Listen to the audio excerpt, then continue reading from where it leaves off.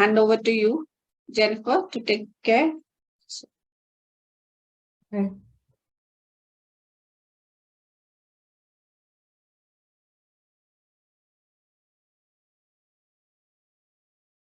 So I think we have almost everybody is here. Hi, everyone. I'm Jennifer. Jennifer, just wait for 2-3 more minutes. I think, yeah, I was just yeah, we'll have other speaker also on. So let some participants, attendees to join in.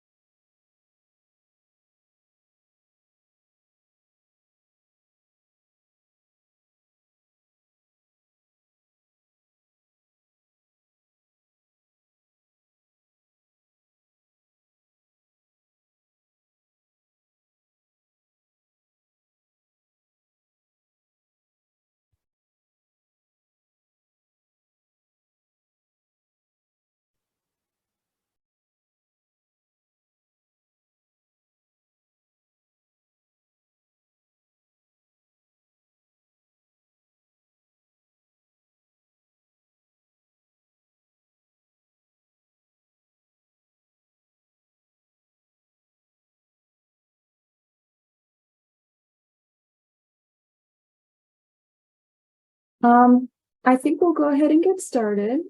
Hi, everyone. My name is Jennifer Swift.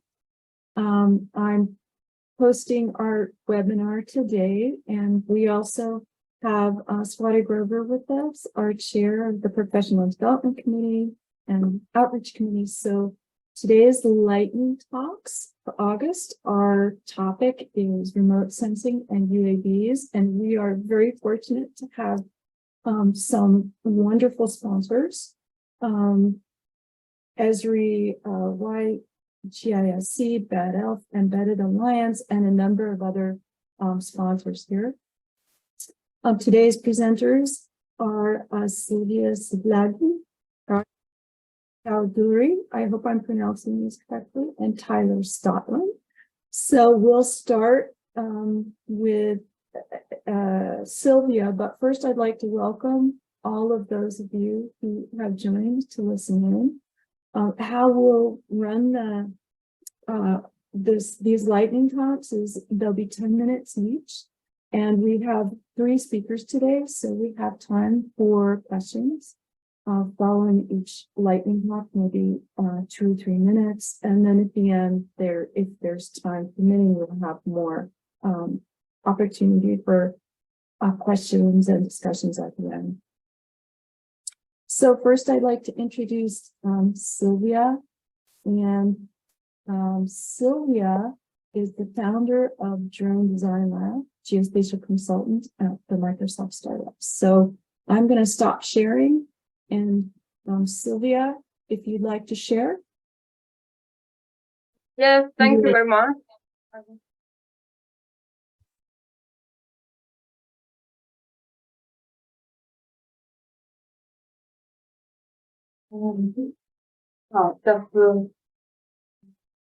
Yes, I was preparing for the new slide.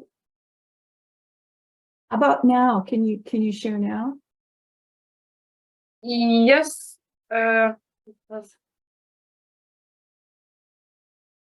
yes, now it should be tracking.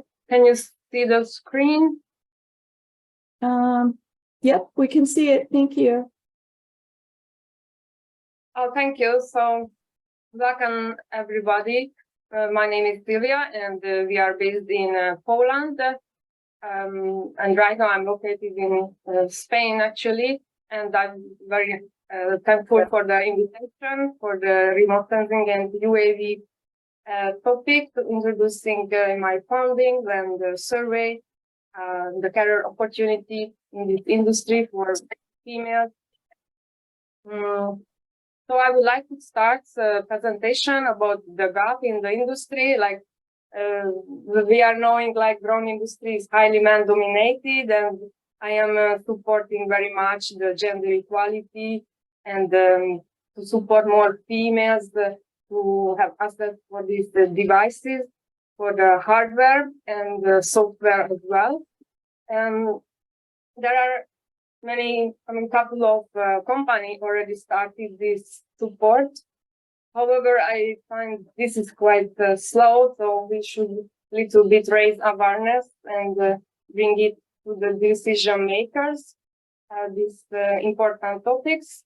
And there is a lack of support initiatives also for drone pilots.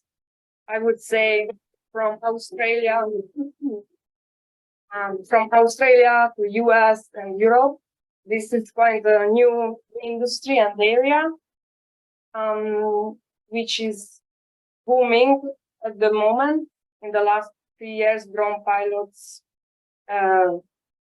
become a lot of registration for certification and from hobby dronists and professional users as well. I created a small interviewed more than 150 female in the geospatial industry, and most of them answered there is less women representative in the drone industry, and the lack of access to information and available resources. We also asked about training, if they have available courses in their city, and most of them said 30% does not have any training or information in their city. And the UAV classification, so most of you might know, most well known is the quadcopter, and the fixed wing is used in most companies, and the drones can be automated as well, and it can be piloted manually as well. However, autonomous drone becoming also popular nowadays, and this can be questionable, so they will need less pilots. However, they need skilled people with technical skills as well. And there are many industries, of course, in special category agriculture. Since drones have a special camera from multispectral camera, RGB camera, LiDAR, can detect very high resolution imagery, and it's much better than a space satellite data, which is very useful for researchers. In Europe, this is the general classification if you want to have an open category license to be a drone pilot. The European Union Aviation Agency responsible for the monitoring and the regulation, and each country has its, of course, regulation where to register in the aviation authority. So the drones have a built-in GPS, so the coordinates are provided, and when you capture the image, it's including the most of the drone nowadays, including the coordinates. It can be easily georeferenced, and it's very demanding for data collection. For example, it's I would say it's a new area for collecting data from the Earth. Yeah, these are the most popular from DJI, but there is another brand like Parrot, and DJI multispectral camera is the most better for agricultural area. And when you purchase the drone, it's the best actually to check the camera and to purchase a little bit extra batteries, because it's usually half an hour last. And of course, depends of the area you want to cover. It's up to you, of course. You start with a recreation or a professional area, more than 120 hectares. You need a little bit more advanced drone, like the DJI Matrix 300. And yeah, several companies, drone mapping softwares, Drone Deploy, Atlas UGC, S3 provide the drone to map software as well, and open source data available for researchers if you want to analyze the data from Open Topography, LiDAR 360, Cloud Compare, and as I know, there is much more new startups getting in this field. And to start a career actually in this industry, you don't have to be a professional at all, because companies looking for all kind of areas, sales, marketing, STEM education, even healthcare. They can teach people actually for how to build a drone, for example, and it makes a little bit bring more creativity, problem solving skills. It highlights mostly to solve kind of problem and make people excited about STEM subject. And also in elementary schools, if you introduce a small toy, of course, or educational tool, you can make excited the youth to choose a career in the future in the tech area. And yeah, there are a couple of areas, urban city development, to house inspection, real estate as well. Yeah, as I mentioned, to highlight the skills you will get after UAV. You can start even today or start the training. A couple of images I took with my Mavic Mini. It's not general drone, I would say, but you can highly provide the information even for city planners if they want to check something in the ground. Of course, you need to check the regulations always. Some kind of canopy. And yes, the image resolution is the most important. Like you can capture much higher resolution than a satellite space data. Since, yeah, some reason, a lot of people working with satellite image, which is good for large area. However, aerial image is very optional for supporting small scale producers or farmers, for example, if they want to cover a smaller area. So yeah, I would like to take away to support the next generation and also to the SDG goals for rural urban development. And if you want to be a drone pilot or you're interested, we can connect as well. I can also provide information. So thank you very much, and happy to receive questions if you have anything. Thank you. Thank you very much. That was great. We really enjoyed that. Does anyone in the audience have any questions for Sylvia?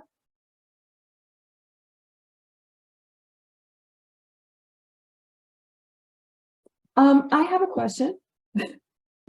Sylvia, so how did you become a partner with Microsoft for Startups? What's the process for that? Oh yeah, so basically they have a program and I applied basically online, so it's you don't even have to have a video conversation, and I applied basically an online application. I can even send you. So you can just write also in Microsoft for Startups, and there is a platform where you can write your idea, and they, of course, collaborating. They dropped me first, and the second application I was success because I had to clarify a bit more my idea. So that's how I succeeded.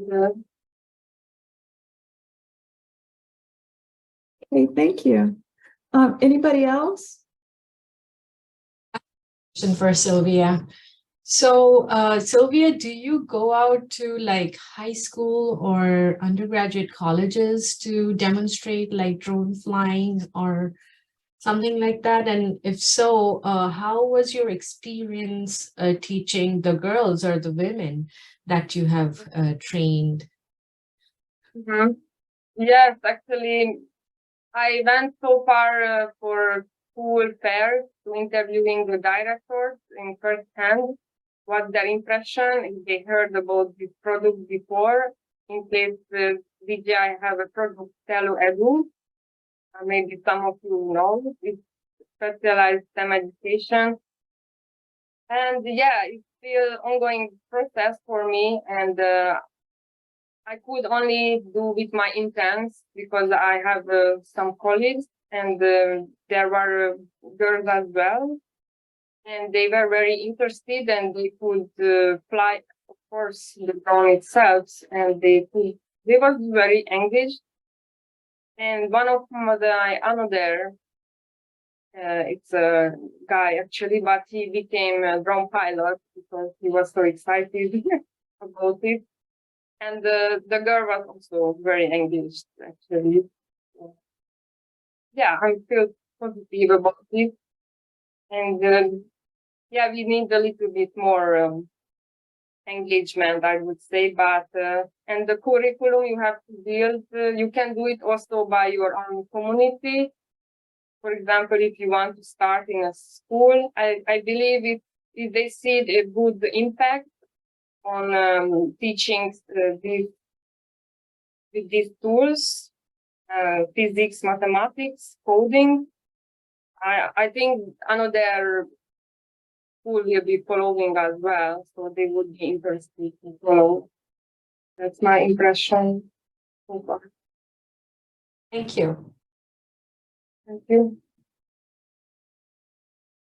Thank you very much. That was a great question. Do we have any more questions for Sylvia?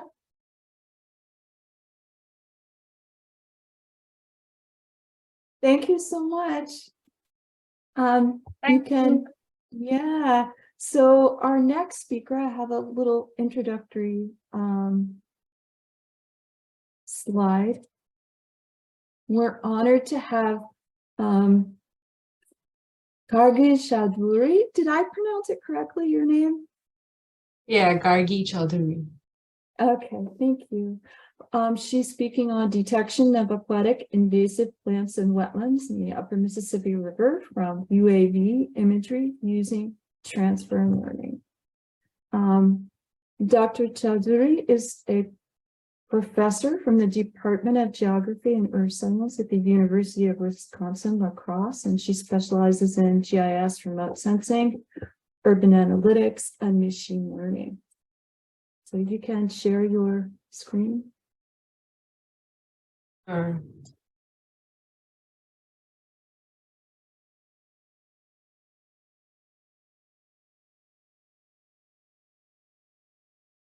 See my screen? Well, thank you, Women in GIS, for giving me the opportunity to share my recently completed research on this topic. So the research started out with our partners from DNR, Wisconsin Department of Natural Resources, where they wanted to just start using drones to map this purple loosestrife, which is a very popular aquatic invasive plant species here in the upper Midwest, specifically around the Mississippi wetlands. And so we are the UWL, University of Wisconsin-La Crosse. We are at a spot which is like beside the Mississippi River along the border of Wisconsin and Minnesota, if you're not aware of the area. So it's a beautiful place. So we have the Mississippi on one side, full of wetlands, and on the other side we have, it's called the Coulee region, so the bluff. And that kind of gave kind of a nice topography, and what they were trying to do in the DNR were like detecting this invasive species and trying to eradicate. And that was their problem. And because purple loosestrife is originally from Europe and Asia, and over the years, it has, you can see the map here, all the green areas are infested with purple loosestrife and kind of taking over the native species. So it's also not good for the animal species in the wetland. And it has a deep root system that is very bad for the wetland ecology as well. So when so they spend a huge amount of resources, both money and field surveying wise, to kind of find out or detect where they are, the purple loosestrife is growing, and then implementing some of the eradication methods. And literally the methods were like uprooting these plants or kind of releasing these sort of beetles. So these beetles are called Gale-Ruchela beetles. So they feed on the leaves, and that's how they try to eradicate. I mean, if you can think about it, it is not, I mean, it takes a lot of time and also doesn't reach out to every area that they see this invasion. And well, eradication method, I'm guessing ecologists or biologists are more suitable for it. I'm being a geographer and GIS scientist. My interest was more on like, how do we estimate? Because previously they use aerial imagery, so that was useful. But then the method of like where these plants are were mostly manual mapping. which have a high accuracy. But if you think about doing this at a regional scale, then it's not really a sustainable method to do it fast and kind of, because they have a very small period where you have to take the map, go out to the field and do your, these cutting the bushes or releasing the beetles. So my question was like, can we automate or semi-automate this process of detecting where these are, and then they can figure out a way to go there or spray herbicides or release beetles. So first of all, the study area, let me talk a little bit more about it. So it's in the Mississippi wetland, as I said, and we specifically looked at two areas. One is this which is the Bryce Prairie Conservation Area. So it's a piece of land maintained by Bryce Prairie Conservation Agency. So we can like test out different things in there in terms of like methods and other implementations that scientifically we want to try out.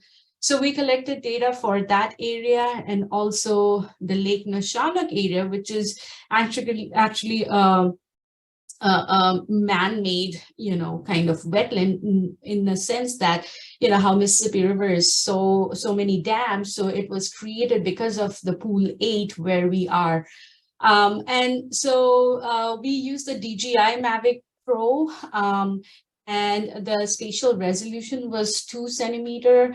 And the time when these purple loosestrife are its peak is the July, August, like right around this time of the year. You will see it's like purple. It looks beautiful, but it's not good for the environment, at least for this environment. And then after collection of the data set, it was, kind of the orthomosaic was created with Pix4D. And then we started like labeling or masking, literally digitizing where these kind of bushes are.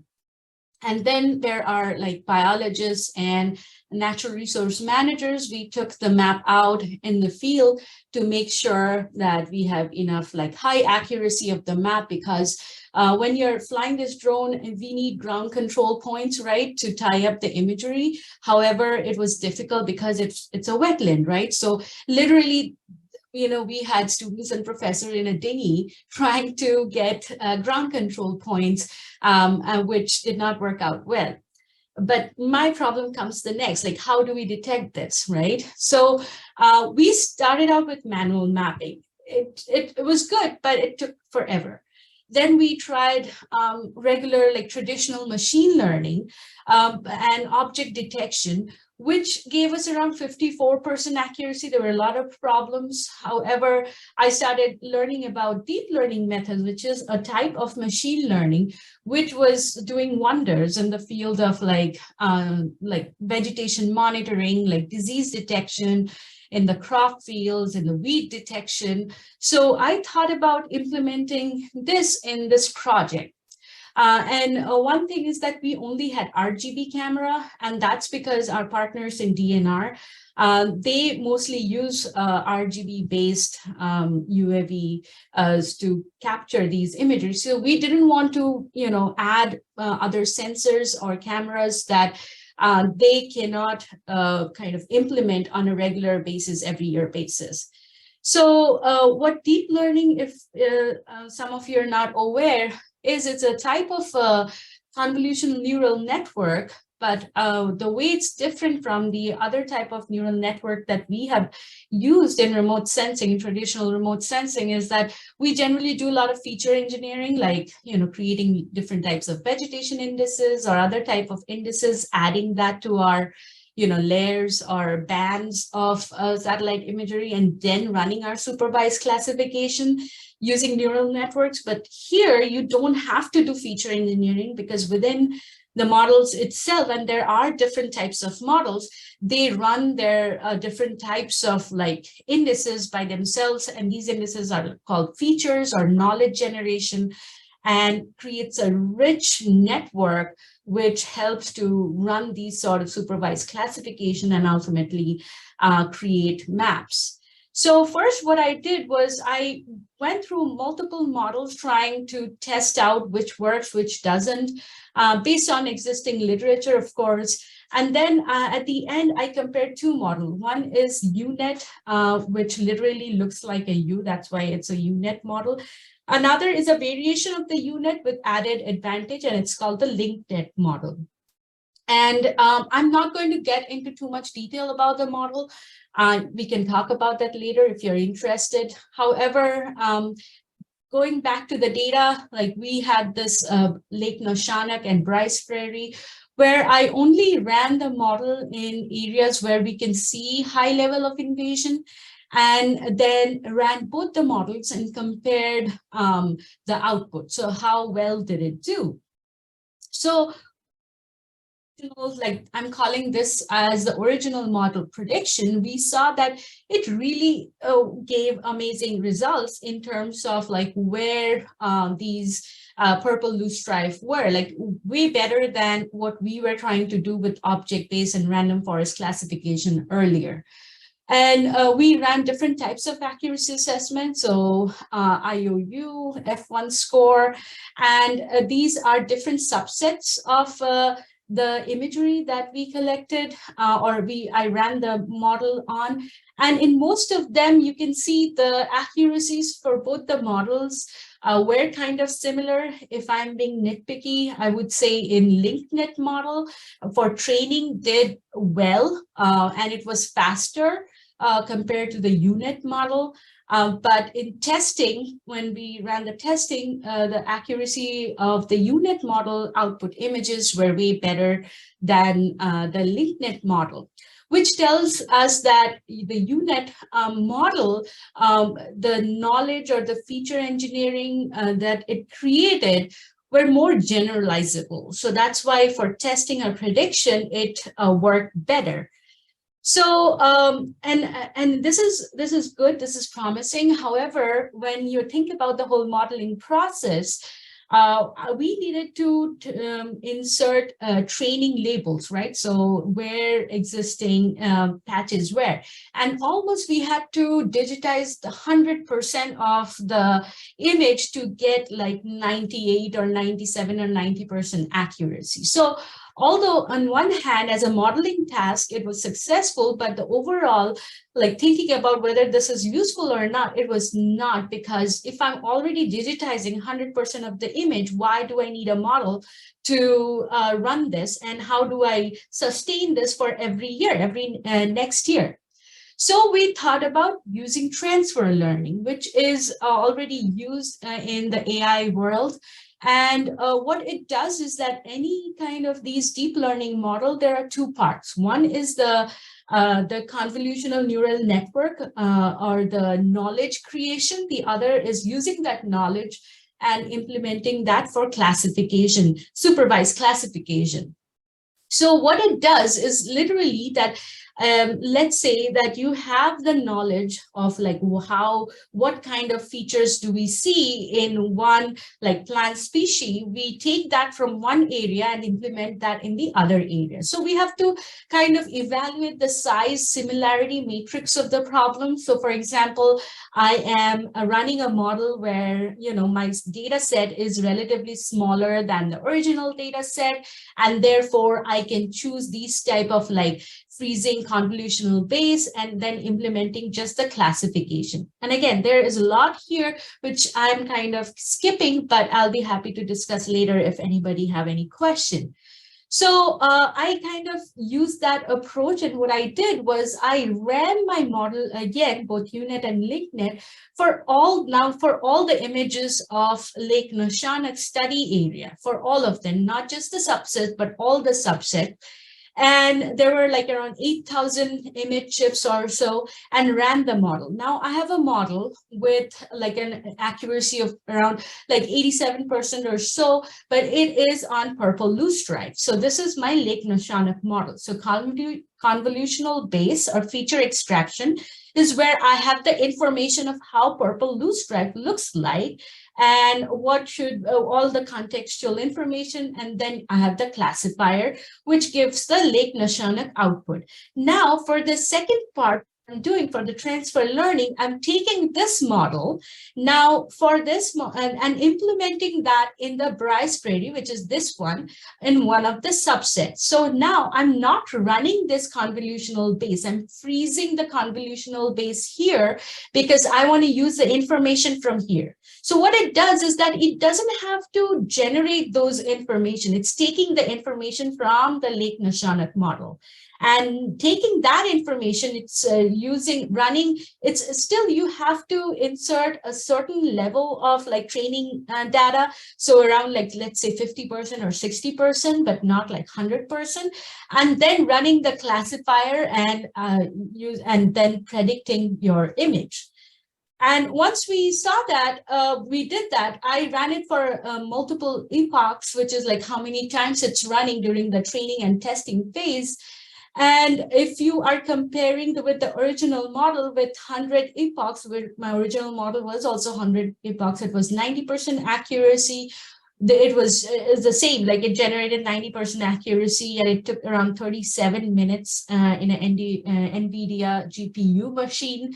But what was really great was that I didn't have to run the model for 100 epochs, because by running just 20 epochs or 40 epochs, I could generate 89 to 93% accuracy in the predicted imagery. And it took only, like, if you run for 20 epochs, it's 7 minutes, and if you run for 40 epochs, it's like 15 minutes. And in that 15 minutes, both the models, again, I'm not being nitpicky here, both the models had around like above 90% accuracy in the training, around 70 to 80% accuracy in the testing. So that means that, okay, if you have an existing model, existing data set, you can use the information maybe from this year to next year and run the model faster and get your map.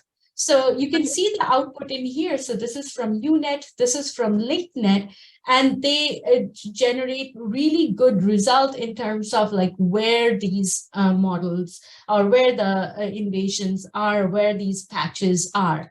So another interesting thing we saw that, sometimes what happens is that when students, mostly students, did the data labeling part, they created the blobs like this. Let's say this is the ground truth, where we were just trying to capture the flowering stalk. Like this is the flowering stalk, but they captured the whole thing as a blob. And it happens because they were like looking through thousands of images here. But the model was able to generate that this is not the whole blob as the purple loosestrife, but these tiny little patches. Another thing that they did was that we have, when you run orthomosaic, there are areas where, along the edges where it's fuzzy images, right? And instead of like, having that chip, we didn't discard that chip, we used that chip, and we saw that the model was able to predict in these imageries as well, like a really good, amount of accuracy in terms of delineating the patch. Gardi, Yep. I apologize for interrupting, but we're at about 16 minutes now. Oh, I'm sorry. I'm sorry. Yeah. Yeah. We want to make sure that we have time for Tyler's talk too. Sure. Thank you. Sure. So so overall, what I wanted to say is that transfer learning really worked, and our DNR partners were really happy to see the results. And we have published the paper in remote sensing, and I have also shared the data and the model in GitHub. So if anyone is interested, I'll be happy to share the link where you can explore the paper and the model as well. Thank you.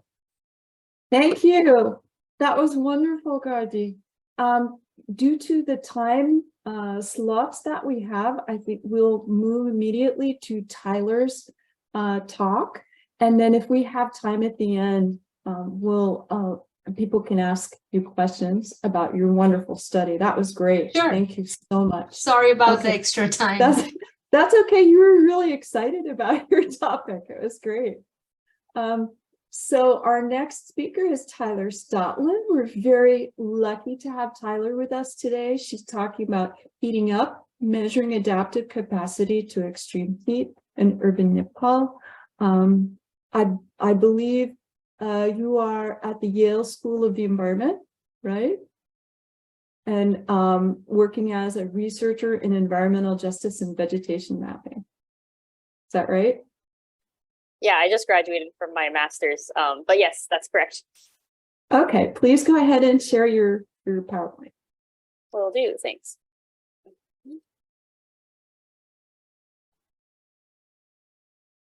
Okay, I'm just gonna put it into presentation mode. I did change the title of my presentation slightly, but I will still be talking about extreme heat in Nepal, so I'll get there, don't worry. But anyways, thanks for having me today. My name is Tyler Stotland, and I'm going to be talking about going from space to society. So in other words, how do we take quantitative geospatial information from GIS or satellites and translate it into products or solutions that are useful for human society? So often we think about geospatial careers like GIS professionals, remote sensing scientists, and data scientists as people who are really grounded in data sets, databases, quantitative information. And then we think of people who work on issues that impact people, like climate change. This is an issue I'll talk a lot about today since I am an environmental scientist. We think of those people like politicians, community organizers, urban planners, and maybe they use the data that comes from the geospatial professionals, but they're not as grounded in it directly. And so this sometimes creates a big gap between the people that are helping with adaptation and resilience, let's say, when it comes to climate change, and the people that are creating the evidence to build best practices in solutions. And I think something I'm really interested in is trying to figure out how do we bridge that gap between quantitative geospatial professionals and the people who are trying to help society adapt. And so today I'm going to talk about, so I'm going to go back for 1 second. I'm going to talk about this topic through the context of my master's thesis that I recently finished.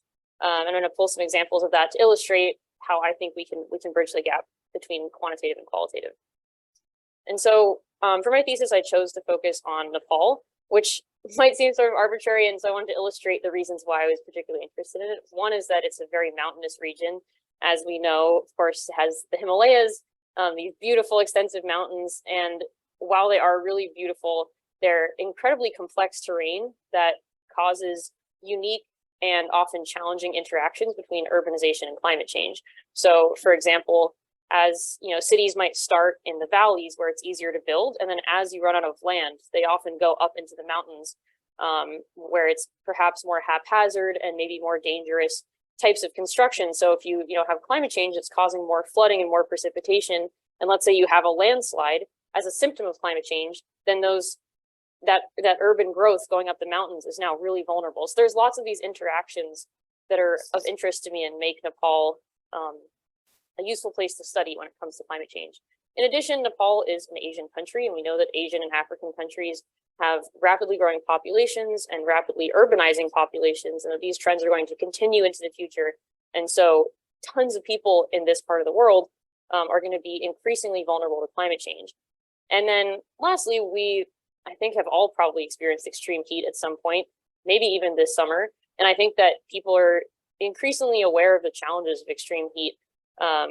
And so remote sensing, as well as other geospatial tools, present a really exciting opportunity to examine the intersections between these topics, especially in Nepal.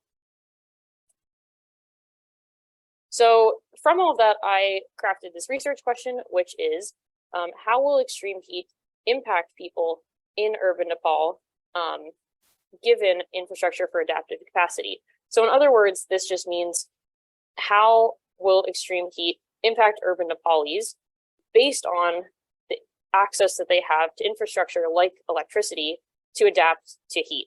And electricity is a good example because, if you have electricity, you can turn on AC or a fan or something like that that will help you cool down. And so I'm not going to get into the methods today. I don't want this to be a super technical presentation, but I just wanted to give you sort of an overview of how I tackled this question. So first I looked at what is the access to electricity in Nepal and where are their gaps? How are electricity access and exposure to extreme heat changing over space and time in the country? What are the clusters and patterns in these trends? And finally, who is impacted? And a big part of my thesis research, thanks to support from my graduate program at Yale, was actually traveling to Nepal and speaking with people both one-on-one and through focus groups about their lived experiences with climate change, particularly electricity and heat. And so I went to these 7 different cities, and I picked these 7 because based on my preliminary analysis, they were particularly severely exposed to extreme heat, or will be going into the future. And the starred ones are the 2 largest cities that I visited. So in each of those, I did focus groups in addition to individual interviews. And in total, I spoke with 150 people in the individual interviews, many more through the focus groups. And in these conversations, I was particularly interested in getting to getting answers in 3 different areas. So one was about people and demographics, one area was electricity, and one area was heat. So within the sort of people category, I was really interested in the individuals. What is their gender, age, other characteristics about them as a person? And then also, what is their household structure? Within electricity, I was interested in where, when, how are outages happening? And then also, what is the person's sort of perception of electricity? Because of course, what reliable electricity means to me, or what I want to use electricity for in my household, might be really different than what somebody in Nepal, would answer those questions, or how they would answer those questions. And I wanted to get a context-specific understanding of electricity reliability. And then within heat, I was interested in understanding, again, sort of perception of heat in Nepal, because it's really easy to say, oh, well, extreme heat is when it's above 90 degrees Fahrenheit or 95, but that's not a universal definition. And the way that we experience high temperatures is dependent on the weather and climate that we're used to, based on our personal preferences and thermal comfort, based on our age. There's lots of things that go into how we might experience a heat wave. And so I wanted to know how Nepalese would describe or understand extreme heat in their own lives. And there's a lot of methods and steps that I'm going to skip through here, and I'm just going to go straight to one of the key takeaways from my thesis that I found really surprising, which is that the majority of individuals see trees as a key tool for extreme heat adaptation. So I did all this preliminary analysis, made my research question, went all the way to Nepal thinking, okay, electricity is the way to make people adapt to extreme heat. Like if you can turn on AC or a fan, then you're set. And then I got there and people felt really strongly about trees, partially because AC and fans and just electricity in general can be very unaffordable in Nepal. And on top of that, for a lot of people, especially older people, I think the technology can feel inaccessible or foreign, whereas something like trees has been a solution to extreme heat for many generations. And it's something that's familiar and comfortable. And I think on top of that, many people mentioned that as Nepal urbanizes, they want to live in beautiful cities. They don't want to just be modern. They want to be in places that make them happy. And on top of reducing the severity of heat waves, and providing shade, trees also add to the aesthetic value of where people live. And so, whereas AC is simply designed for heat, it seems like people see trees as a solution that not only contributes to this problem of extreme heat, but also to urban living and to other elements of their lives, which I thought was really valuable to take into consideration. And so I went from this original research question that I mentioned earlier to an updated question that encompasses both man-made infrastructure like electricity and natural solutions. And then from that, updated my methods. So you can see I added this little tree icon representing an added tree data set. In my case, it was remote sensing data from the European Space Agency. And then I did remote sensing analysis. So I actually finally got into the analysis on the remote sensing side, and I created many different map layers. So the upper left is the tree cover data set from the European Space Agency. So the green is where there's tree cover. And in the future, I would love to dig into this more and break down, different species, maybe different attributes of the trees. But since I added in this layer later on in the process, it was really more, I had to sort of reduce it down to, is there a tree or is there not tree coverage? The upper right is heat. So I looked at recent heat data for Nepal. I also looked at projections of extreme heat, but I'm not going to talk about that today. If you're interested, you can reach out. But I looked at sort of historical data and just saw, where is there the most extreme heat in Nepal? And generally, the predictions show that essentially extreme heat is going to get more extreme in these areas. So this is actually a pretty good representation of what the future might look like. And the bottom is VIIRS nighttime light data from NASA that shows us where there's access to electricity across Nepal. And I combined these all together to get a cumulative understanding of potential risk to extreme heat in Nepal based on adaptive capacity.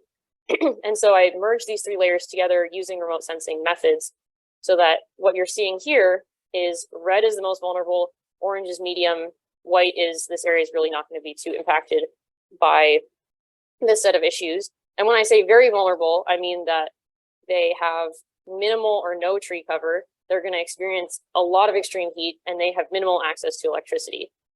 So that's really what I'm measuring, is the intersection of, people who are experiencing all these things at once. And another thing I want to mention is that while I was actually in Nepal, I was able to develop community partnerships, partially with the government, particularly the Ministry of Hydrology and Meteorology, Small Earth Nepal, which is a local environmental advocacy organization, ECMOD, which is a regional climate research institution, and the Nepal GIS Society, that, pretty self-explanatory. They work on GIS education and professional development in Nepal, based out of Kathmandu. And so the takeaways from the analysis and the sort of whole process that I wanted to highlight today is that, first of all, what I discovered is that it really has to be an iterative process. And the way, for me, I think the most important way that I made a mixed methods project and bridged the gap between quantitative geospatial science and actual impact on people is that I made it iterative. So I modified my methods and project aims based on the knowledge of the community and the region that I developed.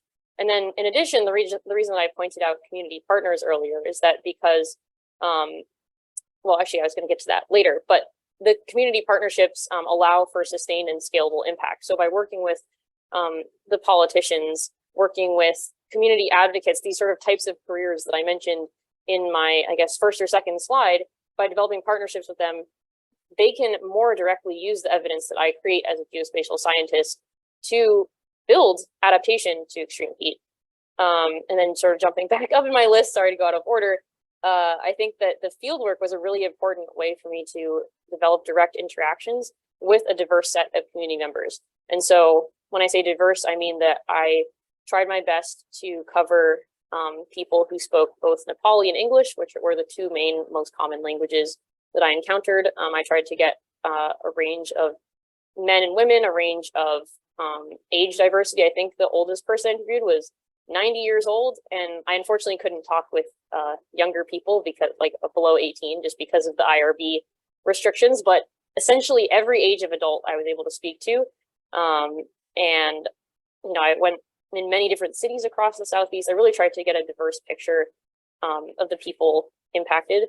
And then finally, I think that a really important thing, especially in the context of our lightning talks today, is that I found that actually integrating a range of geospatial tools, as in integrating remote sensing methods with GIS software, with coding, I used a lot of R, and then with, of course, the qualitative methods, allowed me to create evidence that is hopefully really tangible and translatable to the politicians, the people who are on the human side of these issues. And so with that said, I think I'll leave it there. I'd love to hear any of your questions, and I put some contact information here on the right. Oh, thank you so much. That was fantastic. I have a couple of questions, but I'd like to open up to everyone else. We've got 10 minutes left. If anybody here has questions for Gargi or Tyler. Okay, and you can also put questions in the chat. I saw a few people did. So Tyler, I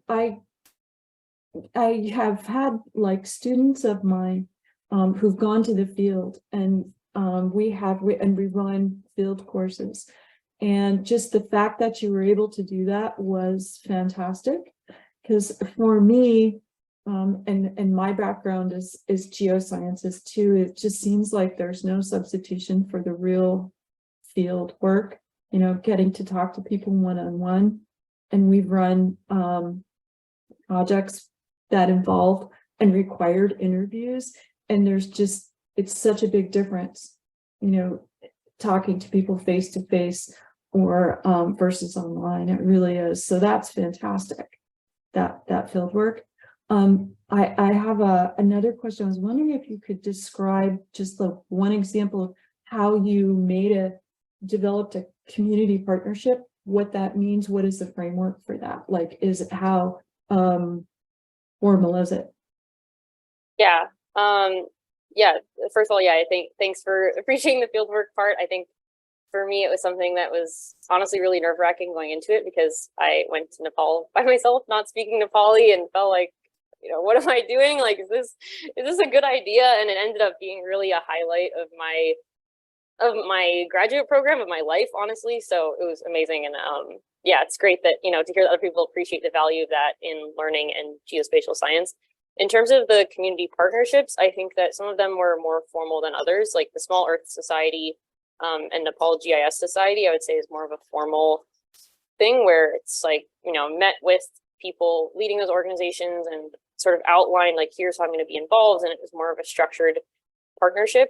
Like, for example, the Nepal GIS Society, when I was there, I was able to give a presentation to some of their, I think it was mostly undergrads and graduate students, maybe a couple of early career people, and sort of outline, you know, here's what I'm doing for my thesis, and use that as like an illustration of how you can sort of use GIS and remote sensing tools to answer environmental questions. And I think this was more aimed at people who are getting started with GIS. So that was really exciting. Whereas I think let's see, well, with the government, I think it was more of an informal partnership. Like, I met with somebody in the Department of Hydrology and Meteorology, and she sort of gave me feedback on what I had done so far and sort of talked me through, like, this is how the government could actually benefit from the work. So that way, when the thesis is published and when we're moving to these later stages, like, here's how I can actually, here's how I can be helpful to them. And she sort of gave me an overview of what the ministry is doing now to address extreme heat. And so it sort of put my project into the context of ongoing progress. So I think, yeah, formality kind of and involvement, it kind of varied depending on the needs and the group. And I think most of them I developed through trying to go to different community events. Like, there was an extreme heat briefing that the government did that was open to scientists basically when I was there. And so by attending that event, I was able to develop some connections. And then honestly, part of it was just social media. Like, I reached out to a lot of people on Facebook before I went and said, you know, here's my research topic. If you have contacts in this field, or, you know, you have suggestions, and then sort of snowballed out from those initial connections. But it's something that I'm new at, building community partnerships. So I'm not sure, you know, if I can give advice beyond my own experience. So did you get to, can I just add to what she is saying? Did you get a chance to even get connected to EC Mode, which is specifically working on the Himalayas, the areas what you were working, and did you get a chance to work with them as well? Yeah, ACMod, I worked with quite a bit, and particularly around like their engagement in COP27, I sort of helped them talk about, I think they were interested in presenting a lot about the Himalayas at COP27 and thinking about, like, how do we communicate to people that we need help? And so I think that I was sort of part of the effort to talk about extreme heat and the Nepal part of the Himalayas specifically. And, you know, how can like other countries and other organizations help ACMod? So yeah, that was super interesting. Thank you. thank you so much. That was a great, wonderful talk, and just really great research. I wish we had time to hear about all the remote sensing methods. It's really hard to pack all that into 10 minutes, right? But you all did a wonderful job. Lightning talks are hard. Gargi, I have a question. So all of this wonderful, especially going towards the AI and the deep learning, are you teaching this as well? No, unfortunately, we don't have a graduate program here. So yeah, the scope of teaching it is hard or difficult, I would say, at that level. And especially if you, I mean, you know, when you teach a course, you have so many prereqs. And so by the time students are done with prereqs, you're done with undergrad, I guess. but mostly our students worked on mostly the drone capturing imagery, processing the drone data set, and then that, object detection or supervised classification with just the software based. The deep learning part that I did was mostly coding based. So those were mostly done by me. That's fantastic. I mean, everybody here, we just are so appreciative of your time and hearing about your wonderful, wonderful research. It's incredible. And we so appreciate you sharing it with us today. So Swati, did you want to? Yeah, I just wanted to a quick question to Gargi, actually. Okay. Sorry, Gargi, I was just going through your presentation. I just wanted to understand, when you were taking the drone images, did you capture multispectral images as well with the drones, or do you just the RGB, and it did have some terrain information as well. So we created the 3D and terrain level data set, but it's a wetland, so terrain data was not really useful in that respect. So just RGB, because mostly DNR uses that. So we wanted to stick to what they have, the technology that they have. Okay. Right. Thank you. Yeah, thanks. Yes, over to you, Jennifer. Anybody else? Any last questions? We still have a few minutes left. Okay, everyone, thank you so much for these wonderful presentations, and thank you for attending. These lightning talks are recorded, so you could visit our YouTube channel at Women in GIS. And next month, our topic is education. So we'll have another great series of lightning talks. And we hope to see everyone there. So thank you. And have a great day. Yeah. Thank you, everyone. Thank you. Thank you. Thank you. Great presentations. Thank you. Thank you. Thanks for coming. So, Swati, thank you. It's wonderful to see you. Yeah. No, my video is just fluctuating. It's anyway. Okay, so we'll close at this moment. Yes, we'll close, and Yeah. I'll see you in the next professional development meeting. Thank you. Yeah. Thank you. Thank you. Bye-bye. Bye. Thanks.